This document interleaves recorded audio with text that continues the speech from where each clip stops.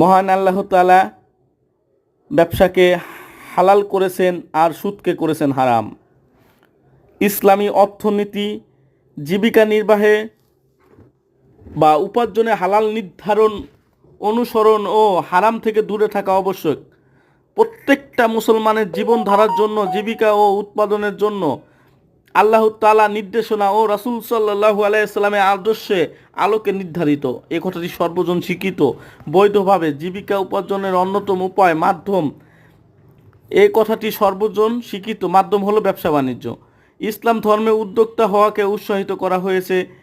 জীবনের প্রতিটি মুহূর্তে আল্লাহ তাআলা অনুগ্রহ কামনার কথা বলেছে ইসলাম। আর ব্যবসায়ী এমন একটি মাধ্যম যেখানে ব্যবসায়ী প্রতিটি মুহূর্ত কাটে আল্লাহ তাআলার অনুগ্রহের প্রতি ভরসা রেখে। এ কারণেই উদ্যোক্তা হওয়াকে মর্যাদার উচ্চ স্থানে সমাহিন করেছে ইসলাম। আল্লাহ তাআলা অনুগ্রহ অনুসন্ধানের নির্দেশনায় ব্যবসায়ী হওয়া বা উদ্যোক্তা হওয়ার বিশেষ নির্দেশনা বিদ্যমান। পবিত্র কুরআনে তিনি ইরশাদ করেন, অতঃপর নামাজের শেষ হলে তোমরা পৃথিবীতে ছড়িয়ে পড়বে এবং আল্লাহর অনুগ্রহ সন্ধান করবে আর আল্লাহকে অধিক স্মরণ করবে যাতে তোমরা সফল হতে পারো। এ আয়াতে সব ব্যবসায়ী ও উদ্যোক্তার জন্য, সর্বোপরি প্রত্যেকটা মানুষের জন্য তিনটি অন্তর্নিহিত বার্তা রয়েছে। আর তা হলো, বার্তা 1,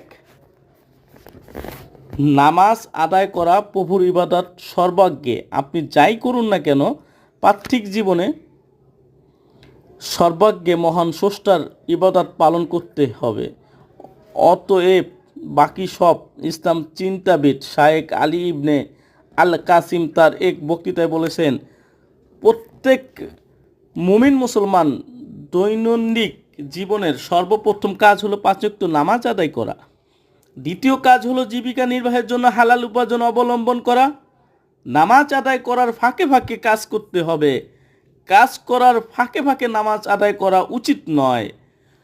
প্রিয় পাঠক, আসুন আজ থেকে প্রতিজ্ঞা করি, এই পাঠ থেকে সংকল্প করি, প্রতিদিন সর্বপ্রথম কাজ হিসাবে সময় মতো 5 ওয়াক্ত নামাজ আদায় করব।